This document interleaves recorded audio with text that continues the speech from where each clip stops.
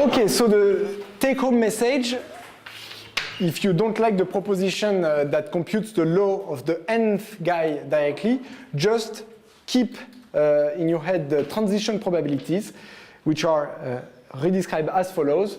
Under the Boltzmann distribution, if your underlying planar map M is Boltzmann distributed, then this exploration chain, this pinning process, is a Markov chain with the following transition probabilities.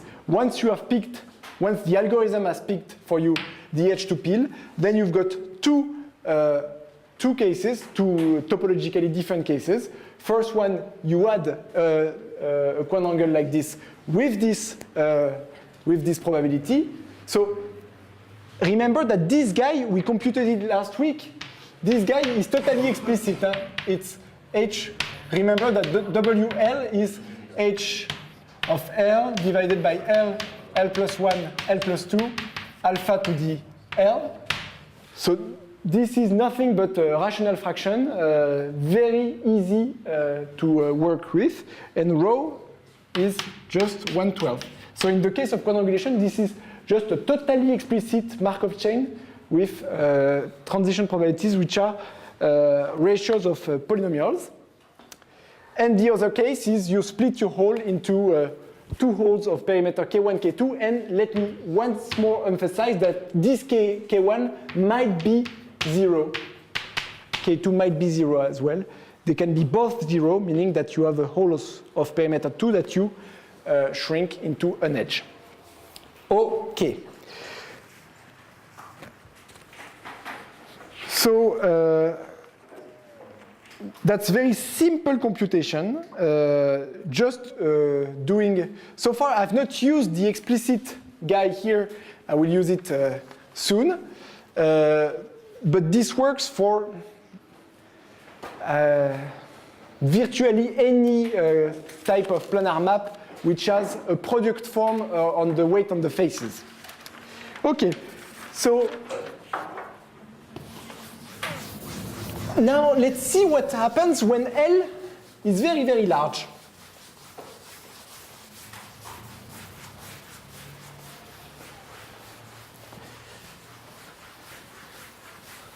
So we'll have one random walk that will pop up, a random walk, 3.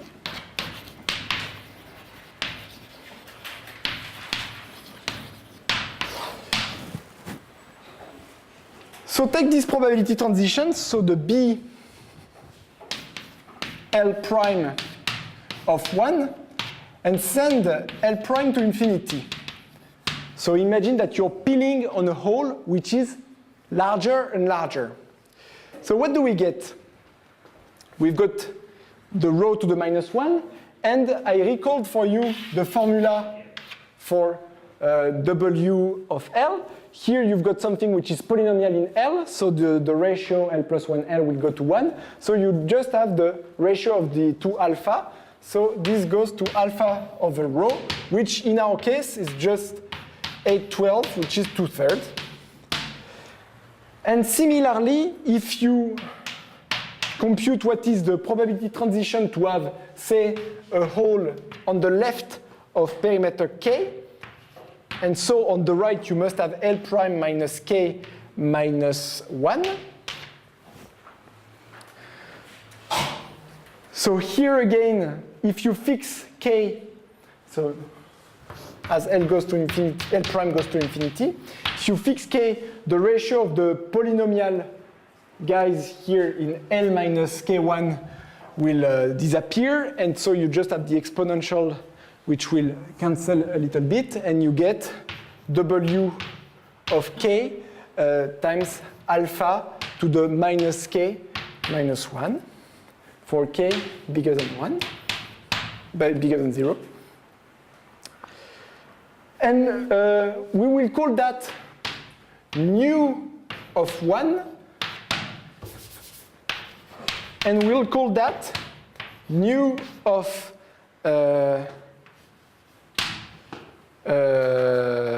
minus K minus 1.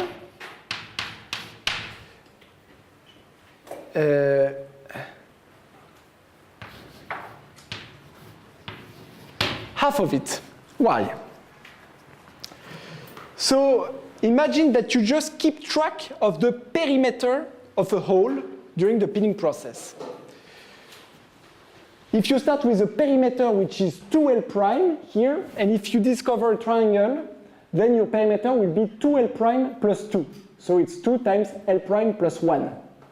Okay, so this has an increase of plus 1 on the perimeter.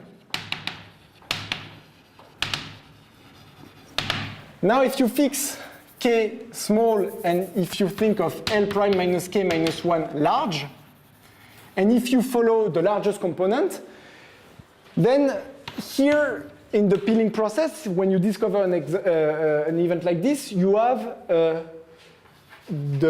decrease of the perimeter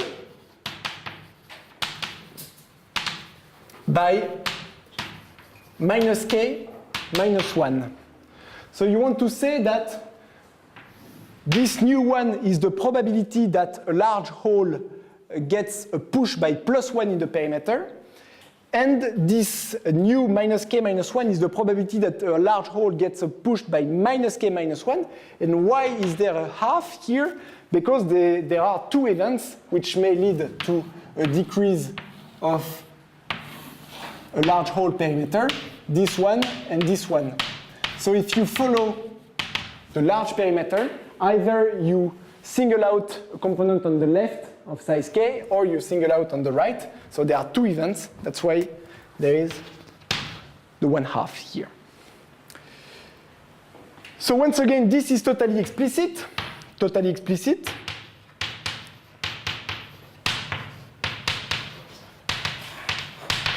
At least in the case of quadrangulation. And we can say more, because okay, let me write the formula. So it's h upper row of k divided by k plus 1, k plus 2. There is the exponential factor alpha to the L, which is cancelled by this one, so 1/8 of this. So what do you see? You see that the asymptotic of this guy is just polynomial. The exponential factor have disappeared, and from the form of h upper row, this guy is roughly square root of k. This guy is roughly k cubed. So this is like constant over k to the minus 5/2 as k goes to infinity. Okay, so lemma. What I just described for you, this new one and new minus k minus 1, so new of k for k in Z is a probability measure. So the sum of these guys is 1. And this guy is centered, meaning that if you do the sum over the increase of the perimeter times this probability transition, then you get 0. So this could be interpreted as a deep lemma on random planar maps because it's true in a very general setup. But here you've got explicit formula. So this is just an exercise in computational generating functions. This is very easy to compute. Okay, so that's computational exercise. Because you've got the explicit form. So the fact that this measure is a probability measure and it's centered is universal over random.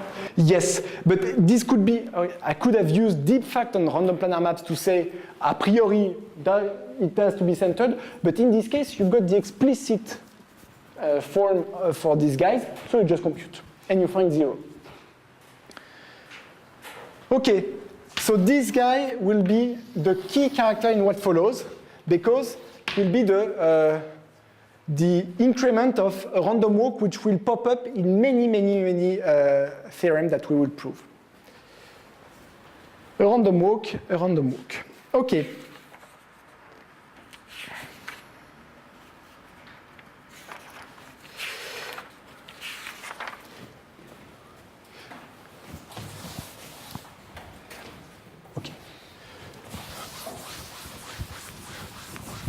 let's call this guy as well for future use. This guy, which is the limit of the BL prime, we will call it B infinity of 1. And this guy, without the 1/2, since it's the limit of these guys, we'll call it B infinity of K. And here we'll put a star, meaning that this perimeter will be very, very large. And you imagine what I put for the definition of B infinity star K? The same. They are equal.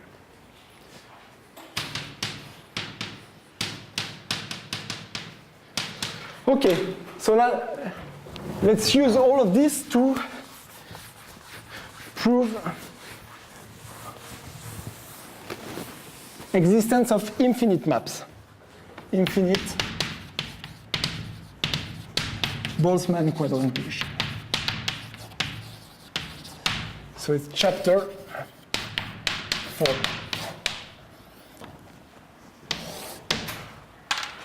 We'll start with the half-plane case. So right away I give you the theorem.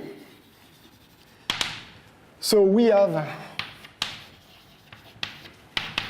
the convergence in distribution for the local topology. If you look at Boltzmann planar map, planar quadrangulation of perimeter 2L, then this, as L goes to infinity, tends weakly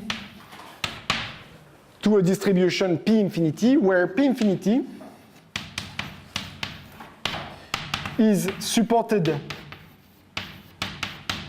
by quadrangulation of the half plane. What do I mean by quadrangulation of the half plane? I mean that they are one-ended and that they have an infinite boundary. So these are guys of that type.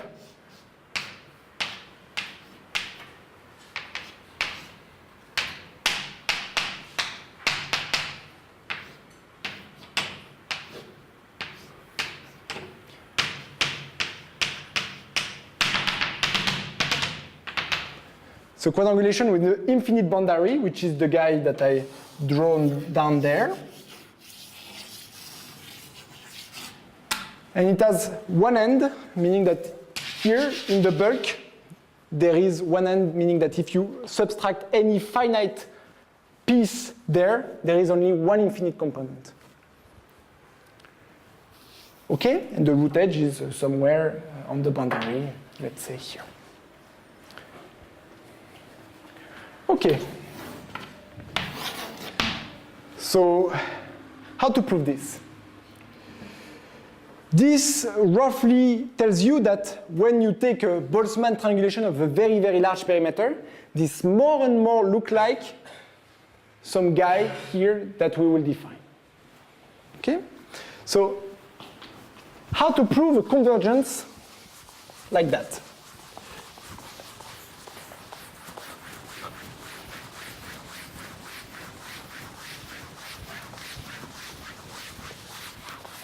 So aparté. Remember that if you want to prove convergence of random planar maps, so this is a random planar map, and say that this is a random infinite planar map, what does that mean? That this convergence holds in distribution for the local topology. So we have a definition of the local topology and so on, but I just claim that this is totally equivalent to proving that for any R, if you look at the probability that the ball of radius R in your map at time n is some planar map with holes M0 fixed, then this converges as n goes to infinity towards the similar probability for your infinite random planar map. Totally equivalent. Convergence in distribution for the local topology is convergence in distribution for the balls of radius r.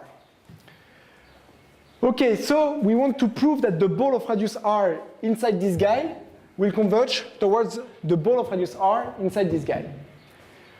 We will use our peeling. We will use a peeling algorithm that discovers for us the ball of radius r in there.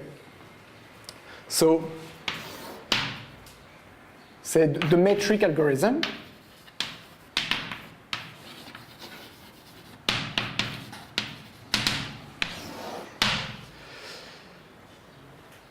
A metric of an explored guy. So this is a quadrangulation with holes.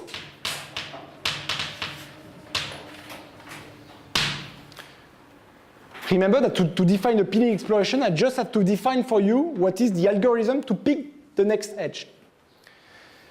So you've got your guy explored. You may have many cycles, many holes. What you will do is you will pick a vertex x. So pick a vertex x on the cycles of the map with holes, so that its distance to the origin, so the origin, remember there is the root edge, there is the origin of the root edge, is minimal. Okay, so you take the closest vertex among the cycles of your map, the closest vertex to the origin of your explored map. If there are several choices,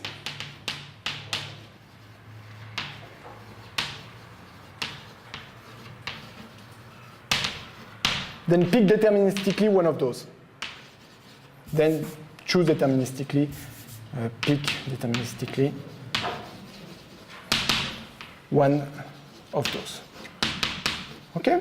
You've got a rule, or not a rule, or if you prefer, a list of all the possible cases that you did a priori, and in this case, you will pick this one. Okay, that's the vertex x, and then a metric of E is this edge just lying on the left of this vertex. Okay, so that's the edge incident directly on the left of the vertex x, which is closest to the origin of the map. Okay?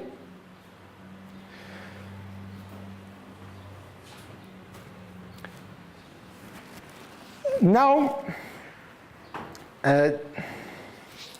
you may wonder, you may ask a question, but you haven't, but I will ask it for you, is, well, the distance, is the distance taken in the explored map or in the underlying planar map M, the bigger map? Well, actually, the nice thing is that if you apply this algorithm from time 0 on, then these two distances are the same. Meaning that if you pick the closest vertex inside the explored map and inside the bigger map, they are the same.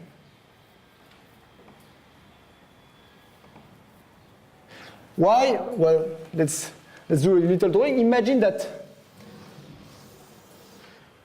could be that your origin is this, and if this is your explored map, this vertex may seem very far in the explored map from this origin, but in the map itself, it could be very close. But this map E has not been obtained as a peeling via this algorithm there, because you would have, to discover this map, say, you would have peeled this edge, but this edge is very far from this one, so it's more likely that you peeled something like this. You understand what I mean? So, lemma, easy geometric lemma.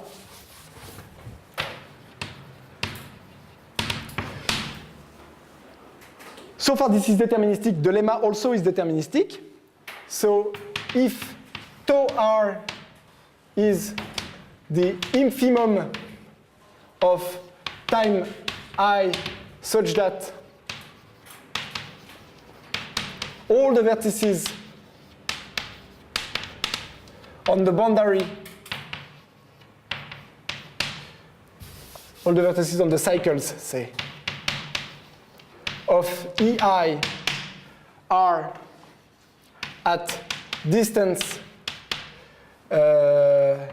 larger or equal the infimum r from the origin. So it's the first time that on the boundary of the cycle, you don't see a vertex of at distance less than r minus 1, say, from the origin. First time that you don't see a guy like that. Then what I claim is that if you take the explored map at this time tau r, then you exactly have explored the ball of radius r, the new ball of radius r that I defined for you in the beginning of the lecture, in the map M. Why? Because you picked all the vertices which are at distance, say, less than r minus 1 from the origin, and this guy is made by the faces that have at least one vertex at distance less than r minus 1 from the origin of the map. So it's very easy to see that, but better than doing a proof, I let you draw a couple of examples, and you'll see that this holds. So that's good for us because I have a deterministic algorithm which, when stopped at stopping times, tau r is stopping time for the filtration, I've got the ball of radius r. So I'm in very good shape. I'm in very good shape, and what I want to prove then is, roughly speaking, to get this statement, I would like to prove that the Markov chain, the exploration process, my Markov chain under PL converges towards a certain Markov chain that will describe for me the infinite guy. But this is trivially false. So the hope is that EI under PL converges in no. My exploration should converge. But this is totally wrong, and for a silly reason. Does anybody see why? Very silly reason.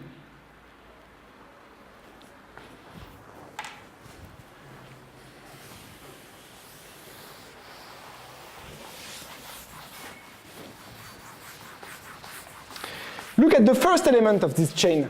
What is the first element? E0. E0, remember, it's an external face of perimeter 2L with a hole. As L vary, that's different objects. How will you like this to converge? You cannot.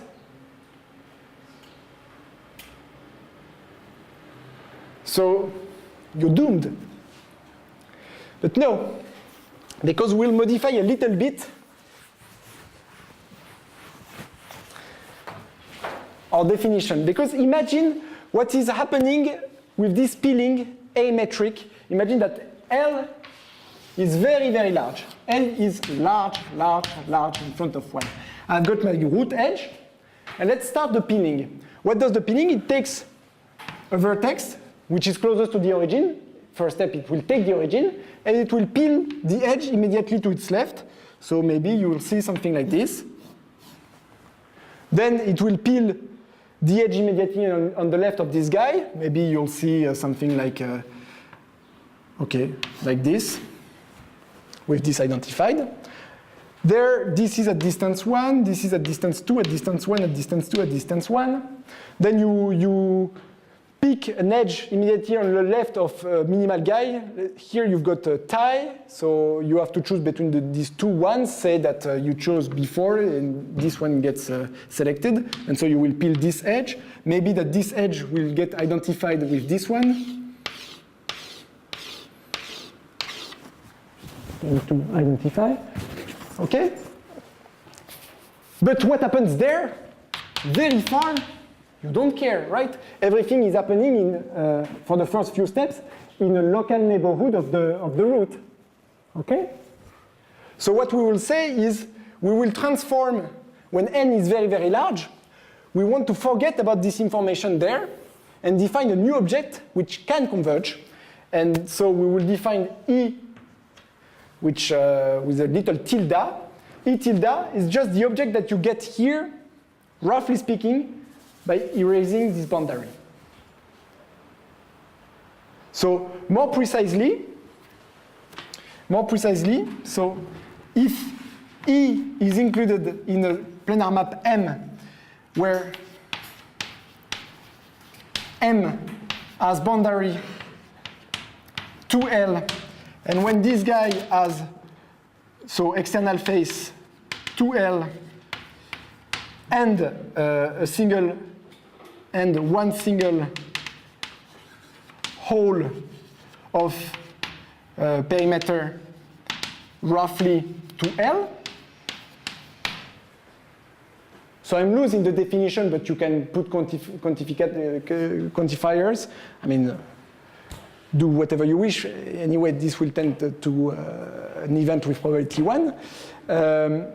So when you have this, so roughly speaking, you have your map with perimeter 2L, and you have a submap here with several holes. All are very small, except one which is macroscopic, which has roughly perimeter 2L. Then we will associate, so the root edge is somewhere here. Then we'll associate to this submap M E tilde, which is just obtained by taking the same map, but making this collar as an infinite collar. Right? So you have got an infinite boundary here. You've got your map.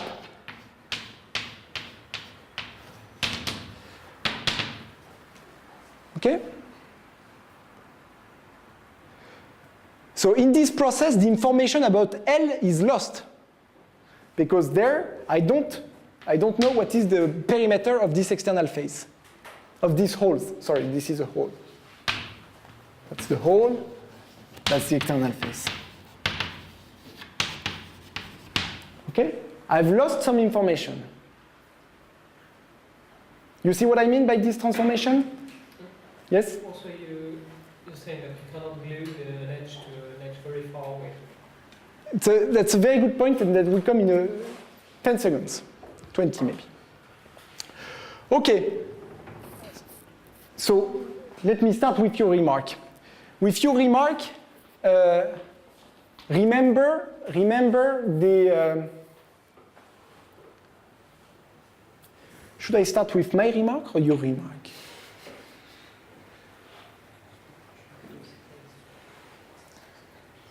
Okay, I will start with your remark and then I will come back to your remark afterwards. We will see that under PL, when n is large, then En is of that type. Meaning that you have not peeled an edge which makes a very large identification and everything stays local. Okay? So n is fixed, n fixed, and L goes to infinity. Okay? Now let's come to my remark.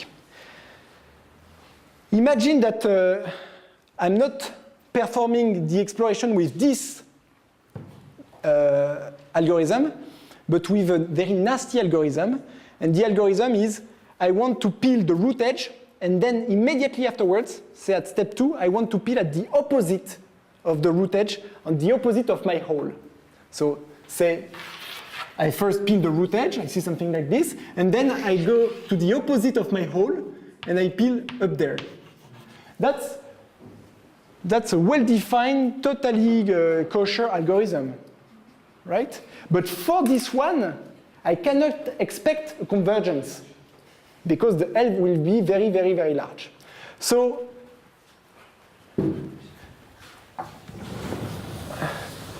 I will restrict proposition or lemma. Let A be an algorithm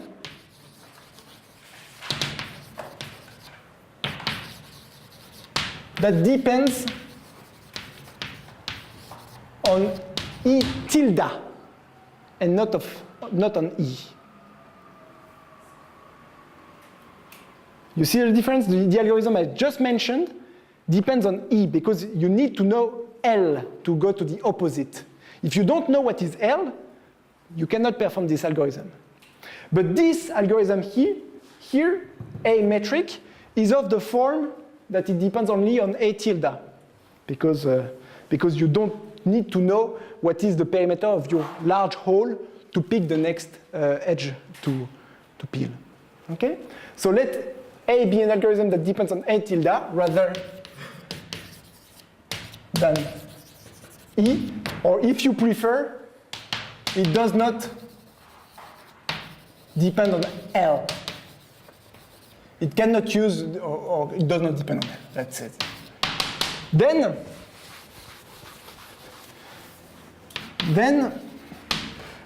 if you look at the peeling process under PL,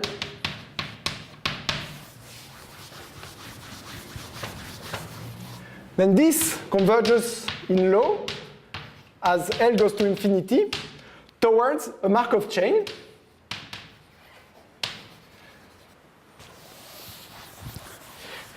And I claim that with what I did on the board, I claim that this is fairly trivial now. Why? Okay, let's focus, say, on the case of our algorithm A metric. So you start with this very large boundary, but since we are, oops, sorry. The key is that I have tildes there. Sorry. I have elements of this type. So imagine that I start the process EI, my exploration process, under PL. And that I did this identification, meaning that I kind of forgot what was very far. I forgot my L. So I start my peeling exploration with the A metric. Say I will peel, that's my root edge, I will peel the first guy here on the left. And then discover this. What was written on the board there says that the proba transition, remember the probability transition P, B, L prime of I were converging towards limiting probability transition. And this B, L of K1, K, and star was meaning star is the large guy. Okay, L minus K minus 1 were converging towards this. That is how I introduced for you the random walk new. I was saying that the probability transition were converging, right? So imagine now that I perform my exploration, my Markov chain, and that my probability transition are converging. Then I claim that the sequence of events that I see, remember the events where CK, where GK1, K2, then this sequence of events under this law are converging towards a certain sequence of events. And the key is that if I have a local algorithm that does not depend on L, that depends on E tilde, then the law of En under this locality constraint say, okay, let me write the full statement, is converging. Roughly speaking, because I have a local algorithm and that my transition probabilities are converging. Okay? And I denote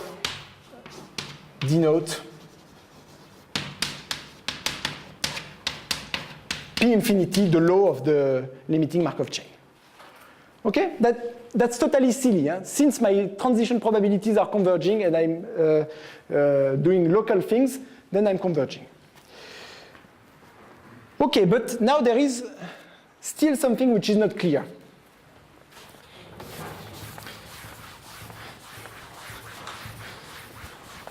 Because you may say, so now if you want to prove the theorem, you may say, oh, that's trivial now. I will apply this lemma, so proof of the theorem.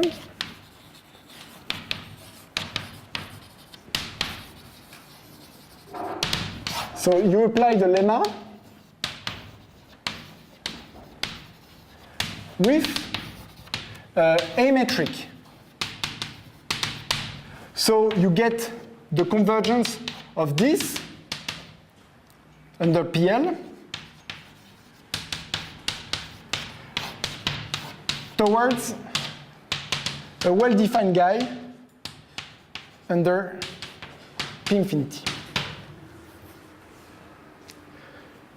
What is your goal now? You want to prove convergence of the balls. So you want to deduce from this, that's your goal. You want to deduce that if you take E tilde but you stop it at the stopping time tau r, then this will converge, so still under PL, will converge towards the same thing under P infinity. So you've got a convergence of a Markov chain, but you want, that's a finite dimensional convergence. If you wish, you fix n, the first steps, they converge. But now you want the convergence at the stopping time. What do you need on this stopping time to deduce the theorem? Finite expectation, yeah, that's sufficient, but that's not necessary. But you're true, finite expectation, and this would work there, but I want a necessary and sufficient condition. You want this sequence of stopping time actually to be tight. You don't want them to escape to infinity with positive probability.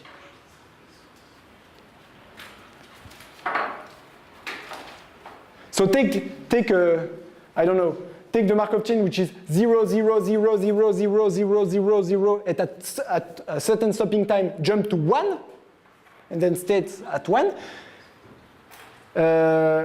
You need this stopping time tau in your Markov chain guy to be tight if you want to pass to the limit. So this is okay, provided that tau r under PL are tight, or with this convergence stuff, it's also equivalent to the fact that tau r under the limiting guy is almost surely finite. You need the limiting stopping time to be finite, and then you can pass to the limit. Okay, so we need to prove that. This. Okay?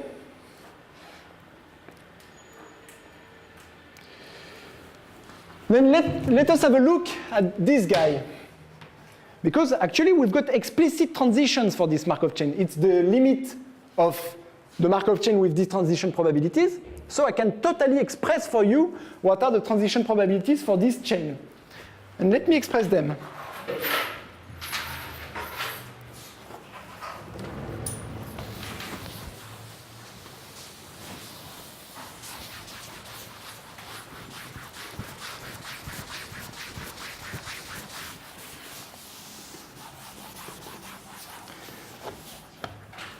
So proba transitions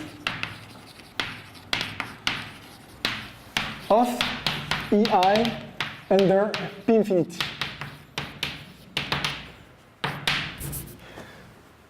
So at some step, you have discovered some, okay, this could be a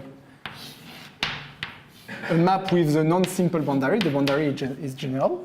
This is the map that you have discovered, and we made it as a map with an infinite boundary by our, sorry, tilde. Okay, tilde. And you may have holes inside. These are holes. You may also have holes inside the region that have been separated from the boundary. And there is one big hole which is interpreted as the infinite hole.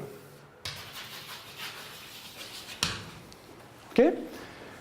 So now let me describe for you the probability transition. So either A of E tilde, so that's E tilde, either A tilde belongs to a finite hole. So here, for example, then same probability transition as in the Boltzmann case.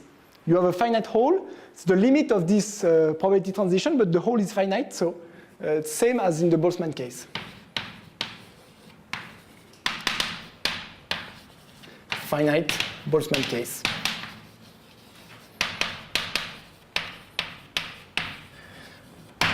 Or, second case,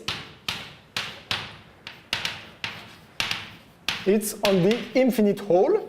So it could be there, for example.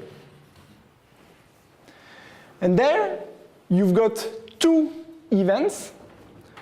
So let me describe these two events.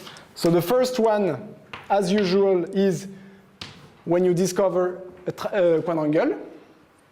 So this happens with probability which is B infinity 1, which I recall that it's just the limit as L goes to infinity of the similar transition probabilities for the Boltzmann case. Or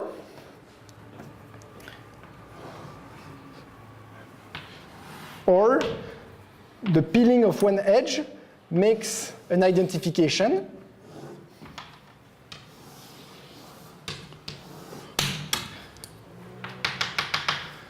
This is an identification on the right because this hole is on the right of the root edge, size k, or similarly in the mirror. And this happens with probability which is B infinity, in this case it's star k, which is the limit of the right? That's just, I'm passing to the limit in the explicit formula that I had. Okay, so that's the law of my Markov chain. Let's come back on what we wanted to prove. We wanted to prove that tau r is almost surely finite under this Markov chain. What happens if it's not? I mean, if tau r is infinite, what does that mean? So you apply remember you apply the algorithm A metric. A metric is you peel on the left of a vertex which is closest on the holes to the origin of your map. And you keep peeling, you keep peeling, you keep peeling. So if this guy, it's a simple argument to see that if this guy is infinite, tau r is infinite, that means that there is some vertex on the boundary of a hole which is never swallowed by the peeling process. Always exposed on the boundary. Because if inductively every vertex is swallowed at some point, then tau r will be finite, because you will discover all the vertices eventually. Okay? So tau r is infinite if only if some vertex on the boundary, on the cycles of EI remains exposed.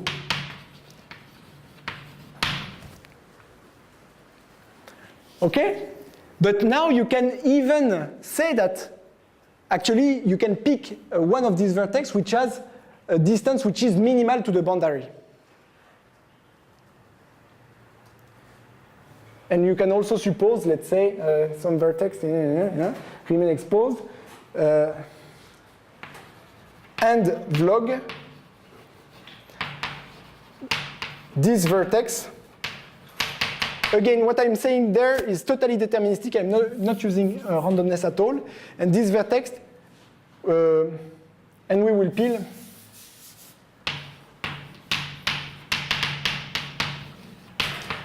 immediately on the left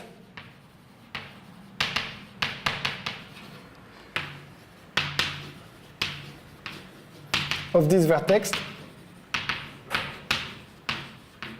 infinitely many times.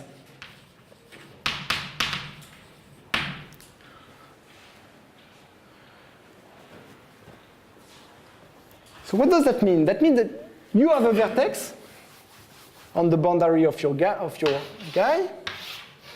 Here, at some point, you will peel immediately on the left of this guy.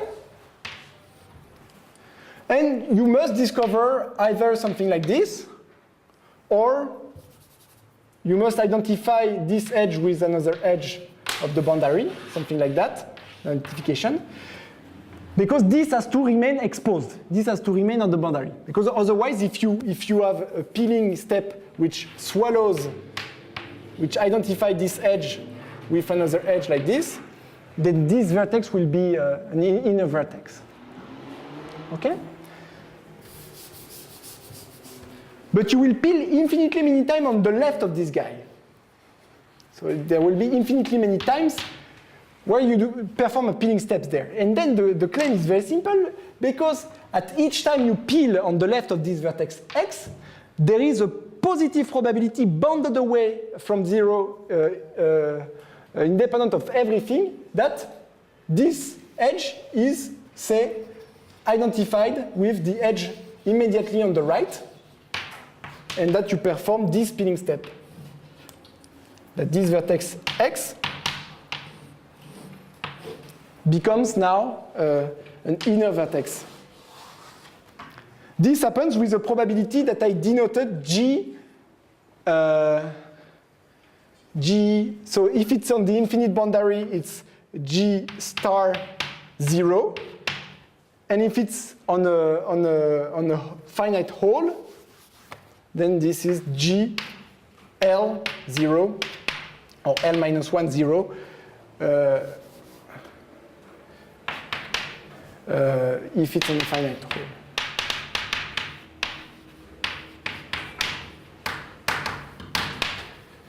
But these guys are explicit, and you will see clearly that they are bounded away from 0, and this guy equals a number, which is positive.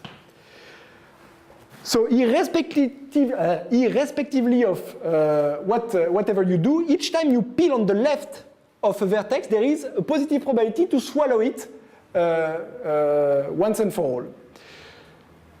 That means, in words, that this peeling process E tilde I under this law discover a locally finite map. You have no vertices of infinite degrees. And so that proves as well that tau r is infinite. I leave you the easy details, but the keys are there. Okay, that finishes our proof, because since tau r is infinite, that means that tau r under this PL are tight, and we can pass to the limit in this convergence of Markov chain, and we get the desired statement, because this implies the convergence of the ball under the desired law. Okay?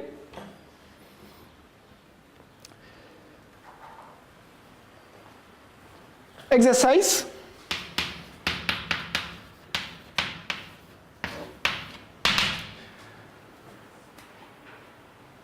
Under this infinite guy, P infinity, then M, the underlying map, is one-ended. I put it in the theorem. I have not proved it, but that's pretty easy. You've got the algorithm in front of you. Just need to check that with this algorithm, you cannot create a two-ended map. Okay. If you're not satisfied with this, let's do exactly the same, but with another setting. Very close.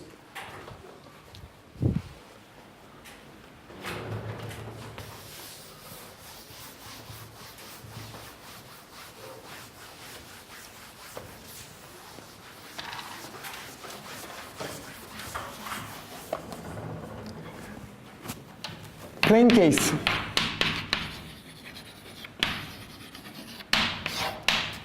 Theorem. So in this form, it's due to Krikun, 2004. But this proof is totally different from the proof of Krikun. So let PLN be our standard Boltzmann distribution, but conditioned on a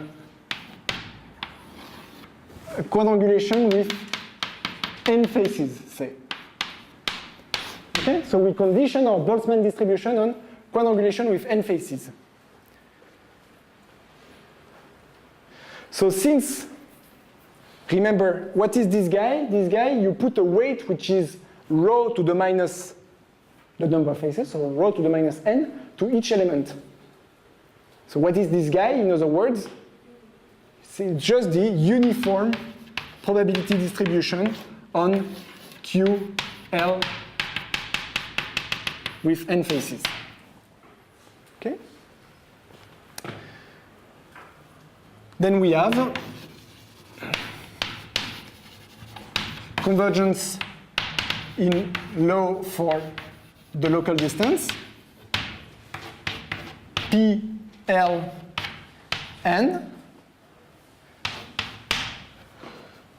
converges as n goes to infinity now towards a law that I denote PL infinity below, convergence in law, and where P infinity L is supported by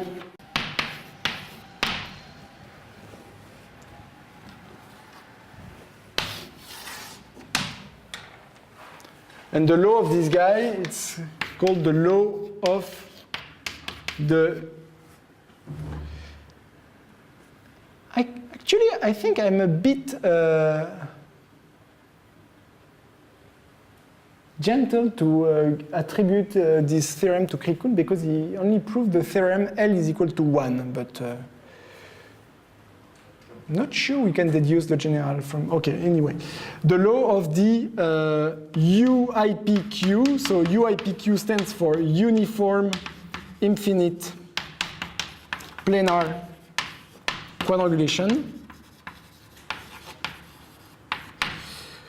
with boundary perimeter 2L. Okay. So let's see if you haven't understood the former proof. How would you proceed?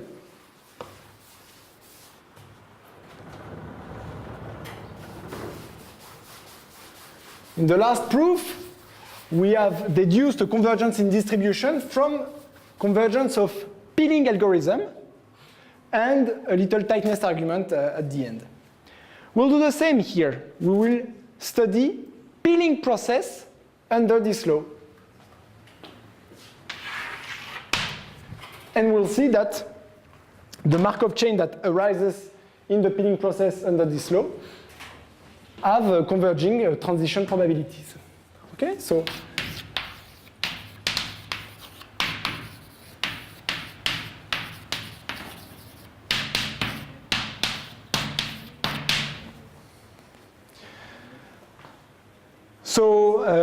I will just do the one-step transition probabilities for you. That's already sufficient. So imagine that I start with a boundary of perimeter 2L, and that I have n faces inside, n faces. That's my random element under this law. Okay? My algorithm will give for you an edge to peel. Say this one. Okay? As usual, there are two cases. Either when peeling this edge, I see this, or I see something like that.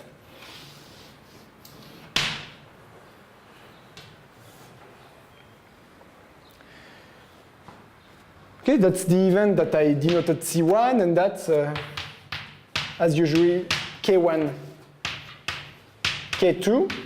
But on top of it, here, I've got the numbers, N1, N2, N, and here I must have N minus 1, because I have N faces here, so I must have N minus 1 here, and the perimeter inside must be 2L plus 1, the perimeter. What is the probability to see this event? This happens with probability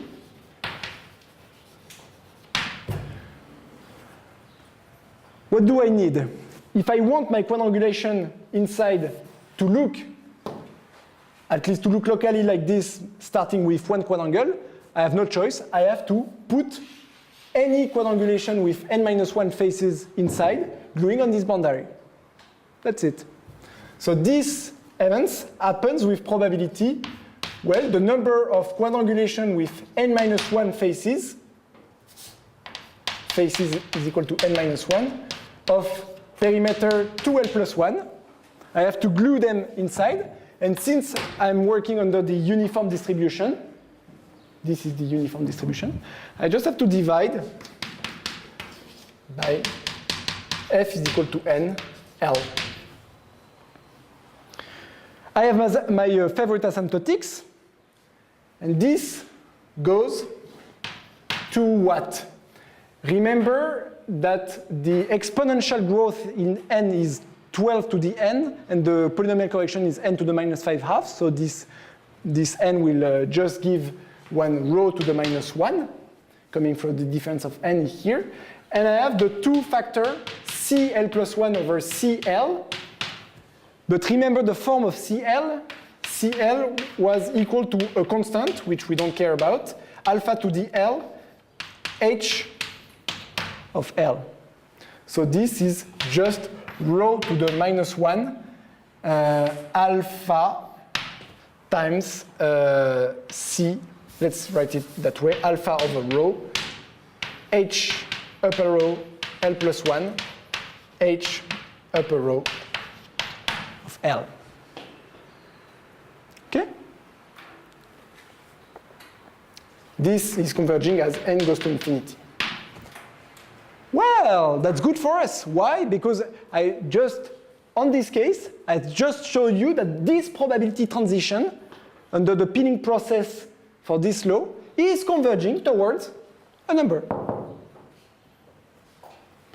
Fair enough. Let's do the same here. Okay. I should iterate this. Then exactly easy, trivial exercise. Then conditionally on this event, what is the law of the quadrangulation filling in the hole here? It's a uniform quadrangulation among what is permitted, meaning uniform quadrangulation with a boundary 2L plus 1, 2L plus 2, and with n minus 1 vertices. Let's compute this. What is the probability of this event? Well, yes?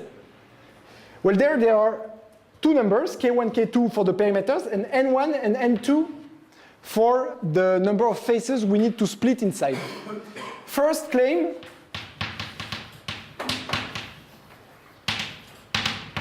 is that n1 and n2 cannot be both large. n1 and 2 cannot be both large. Why? Well, okay, let's compute this exactly. What is the probability to see an event like that? Meaning the pinning of this edge makes an identification, and I have this scenario with so compute, it's Q K1 N1, Q N2 K2 divided by Q N L. Now imagine that N1, that's exact. So far, just probability to see this, well, you have no choice. You have to plug something with the good perimeter and the good volume, and plug something with the corresponding guy.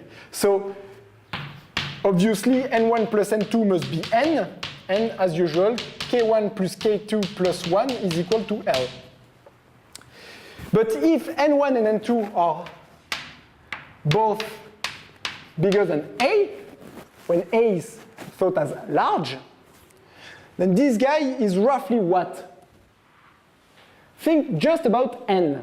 What is the order of magnitude in n? It's exponential in n times the polynomial correction, n to the minus 5/2. And there is a factor for counting for the k1, but this is bounded, this is a constant, we don't care. So just in n, the exponential factor, since n1 plus n2 is equal to n, the exponential factor will totally cancel with those on the bottom, and you just have the competition between the polynomial terms. So this is less than some constant times n1 to the minus 5/2, n2 to the minus 5/2, divided by n to the minus 5/2. Okay? The constant here depends on L. But L here is fixed. In this proof, L is fixed. So you see that, yes, I still have time. You see that, okay, either N1 or N2, one of the two has to be bigger than N over 2. The sum is N. So at least one is bigger than N over 2. Say it's N1. Then n over 2 to the 5/2 minus 5/2 divided by n to the 5/2, it's a constant, we don't care. So we just have the other one. So it's constant a to the minus 3/2. Because you sum for a, n1 is bigger than a, so you sum n to the 5/2 from a to infinity. So it's a to the 3/2. That's small when a is big. Okay? So first claim is granted. When n is very large, n1 and n2, so the splitting of the masses inside the two holes is totally unequal. One gets a very big mass, another one gets a very small mass. So there is a giant guy, either this one or this one, who gets almost but a small number of faces. Okay? So we just have to compute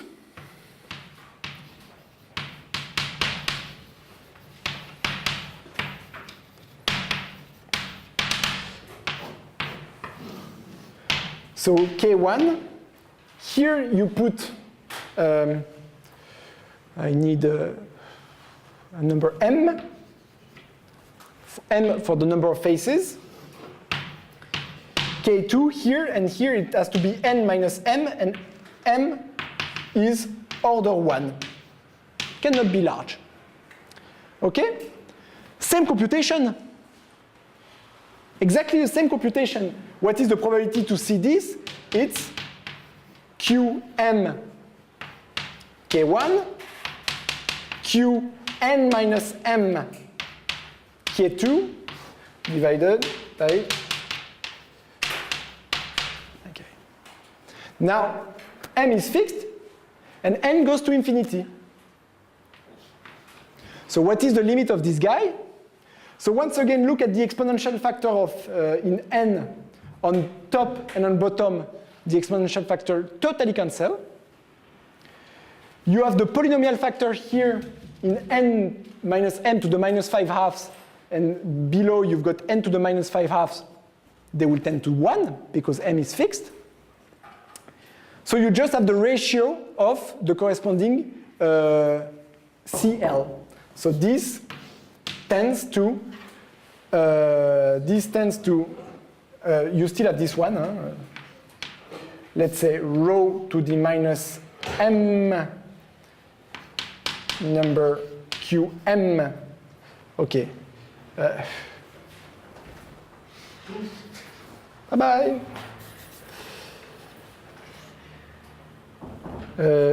Qm to K1, and this goes to K2, sorry, divided by CL. Okay? Let's rewrite this.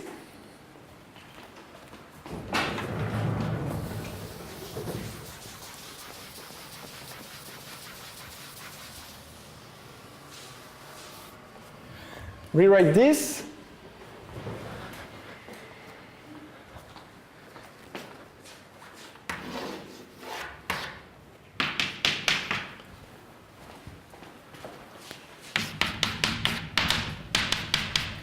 We got, sorry, m k1 rho to the m, and then h k2 over h l, and alpha to the k2 minus l, just by the exact expression of C.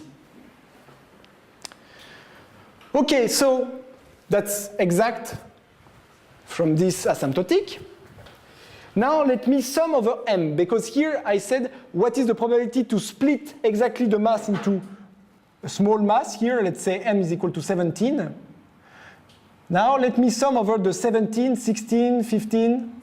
Okay, let me sum over m.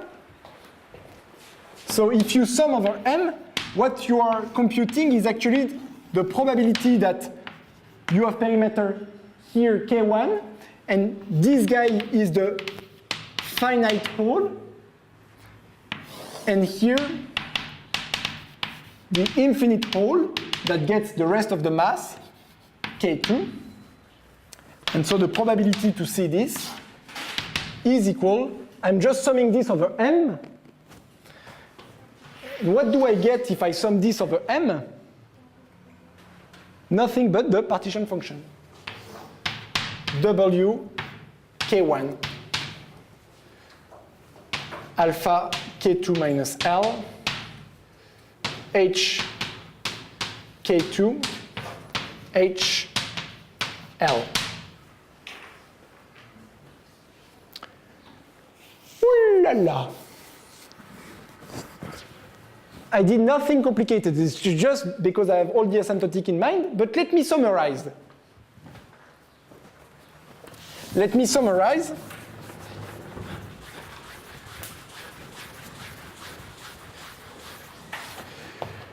What we proved is that if you start under PLN, when n tends to infinity, n is very, very, very large, L is fixed,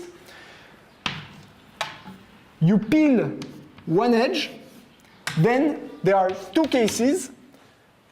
Either you discover this, and this happens with probability alpha over rho h. Don't write this because I will write another formula. L plus 1 over h of L. Let me rewrite this as this is my nu of 1. That was my definition. Nu of 1. Remember, nu of 1 is increased by 1. Ah, L got an increased by 1. Easy to remember, right? Or you get, say, k L minus k minus 1, this is the infinite guy, and this is the finite guy. What do I get? I get this W k alpha, there is no 2, k minus k minus 1, h L minus k minus 1. It's just rewriting. That's the probability. Oh, but this was exactly my nu of minus k minus 1. Actually not half of it. Because remember, minus k minus 1 was the probability to get a drop by minus k minus 1 in the perimeter, but here I could have the drop in two fashions, either by discarding stuff on the left, which is finite, or stuff on the right. That's why there is over 2. Okay, that's my numbers. So, what did I prove? I proved that the one-step transition probabilities of the first step of the pinning process under P and L are converging. Just the first step. I leave you as an easy exercise to see that the full transitions are converging. Why? Because if you do one step, then as I said here, what is remaining here is again a uniform triangulation with n-1 faces and a certain perimeter. So you can apply the same thing since n is going to infinity, n-1 also is going to infinity. And the same there. Yep? When it felt like take m to be constant and take a limit, and then sum over all m, you seem to be cheating a bit because you basically interchange like. I seem, but I'm not. I'm seem, but I'm not because this bound is uniform in n. But you're totally right. But do that properly and you'll see I'm not. So far, at least I don't think so. I don't have the feeling that I'm cheating. Okay, let me. Okay, so from this, so once again, I proved that the first transition probability is converging. I leave you as an exercise to prove that the second, the third, and so on are converging as well. And so you want to describe the limiting Markov chain of the pinning exploration. So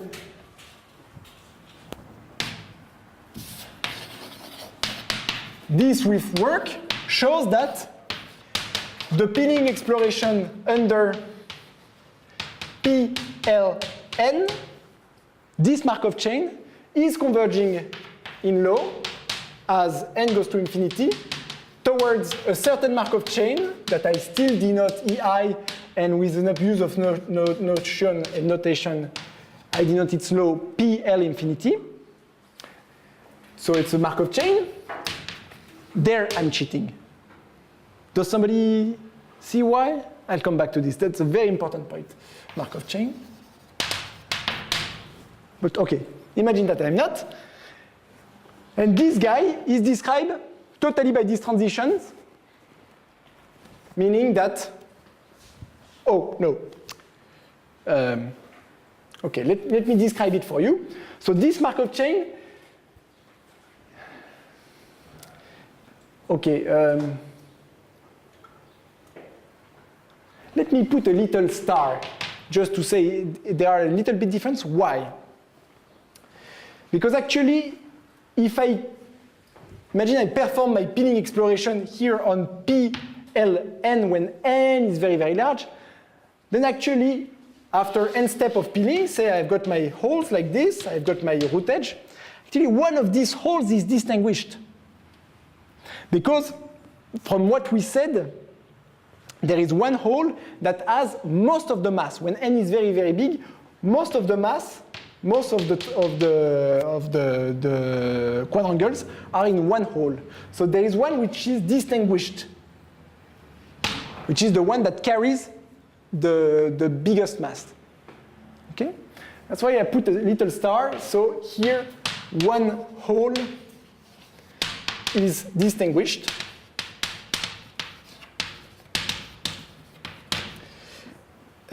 Which is the one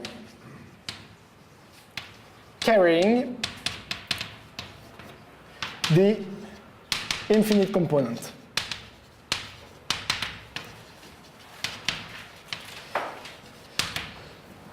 So from the work I just did, the peeling the one-step peeling transition probabilities are described as follows.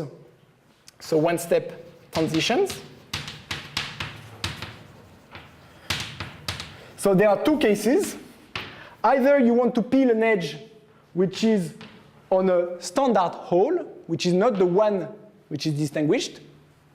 Then in this case, same transition probabilities as in the Boltzmann case. You are in a hole which contains a Boltzmann map, same transition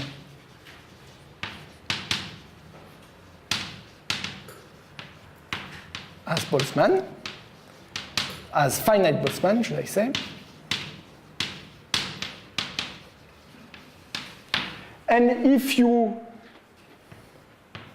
peel an edge which is on the distinguished cycle, then you've got these two transition probabilities. So you've got even C1 with nu of 1 H L plus 1 HL, event C1 with this probability. And you've got event which is G K L minus K minus 1, where this is the distinguished one. Can be either on the left or on the right. So far, I always said it's on the right, but the computation is exactly the same if it's on the left. Event where the distinguished hole is the one with on the right, with this probability up there, nu minus k minus 1 over 2, the ratio of the two functions. Okay, Markov chain, explicit transition probabilities.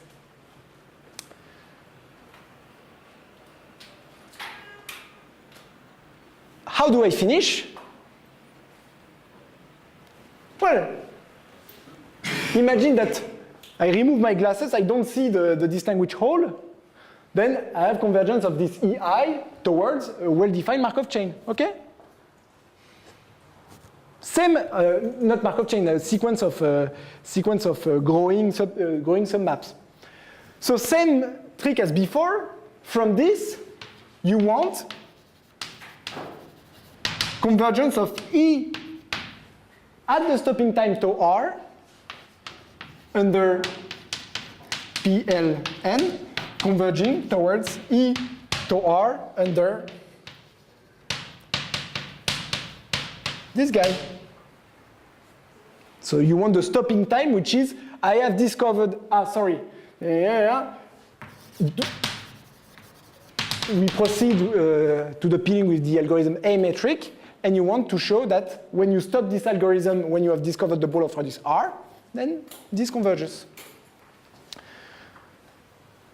What is the necessary and sufficient condition for this to be deduced from this? Then that tau r under this law is finite. Exactly the same argument as before works. Exactly the same. Meaning that this algorithm there discovers balls and tau r is finite because all the vertices on the boundary will eventually be swallowed. So I leave you the same proof. I cheated at a key point. There I cheated.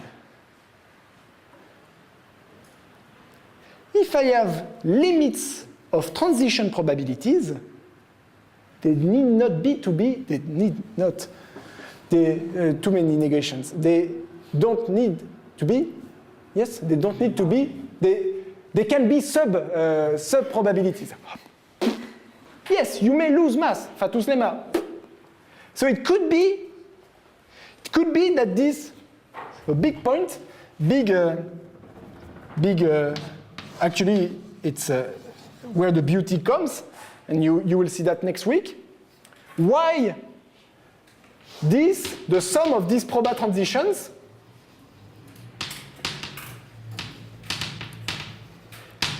is equal to 1.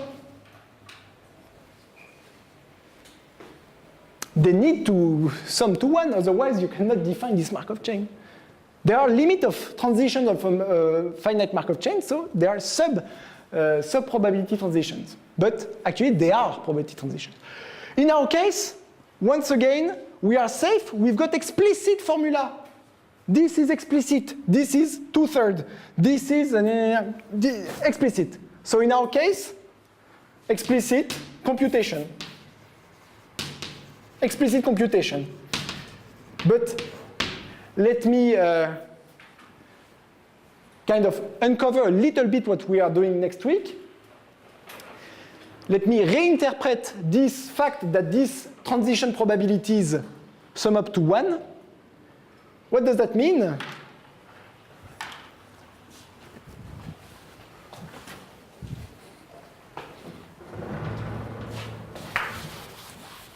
Question?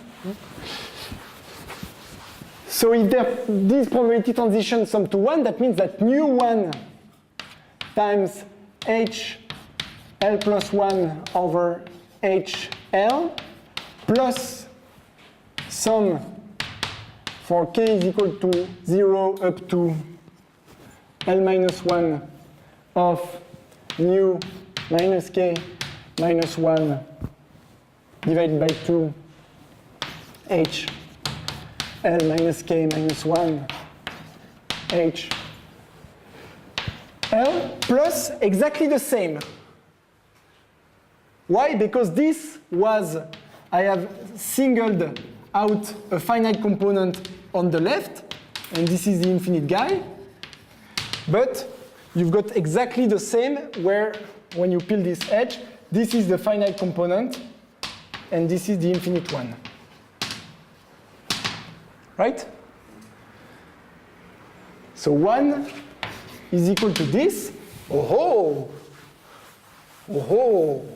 That means that H of L is equal to the sum for k in Z of nu of k H to the L plus k, where we extended a little bit the definition of H of 0 is equal to 0, H of minus 1 is equal to 0, and so on and so forth. On the negative, we put 0, so that we kill the guy where k is negative but too much. What does that mean? That means that the function h arrow is a harmonic function for the walk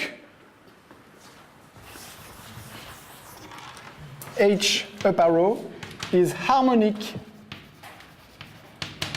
at points L is equal to 1, 2, 3, and so on, for the random walk with increments distributed as nu. And we will study this kind of transformation in details next week.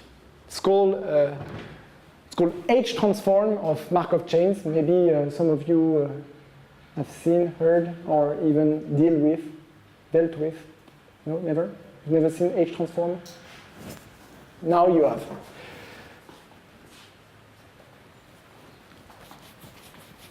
Okay, so I guess you will have many questions for the tutorial. First, you make clear the little mess in the beginning, and then if you see something not clear there, maybe you can give them. Well, we'll discuss that later. Questions?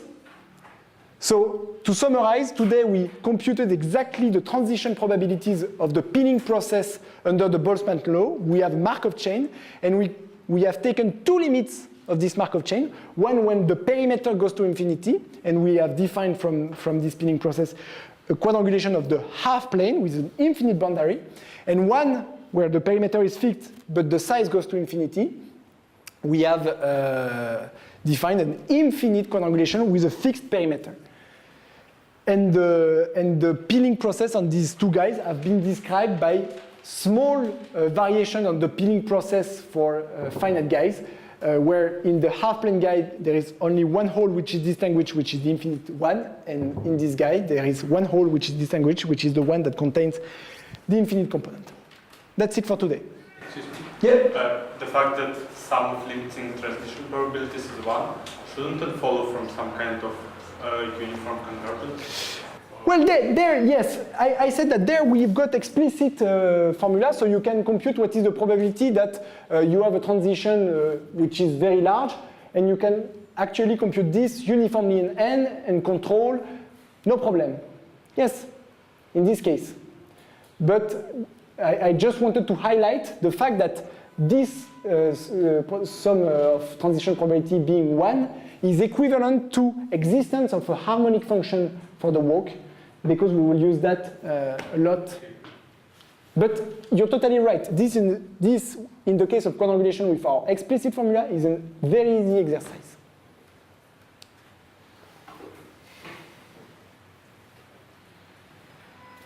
Okay? See you next week.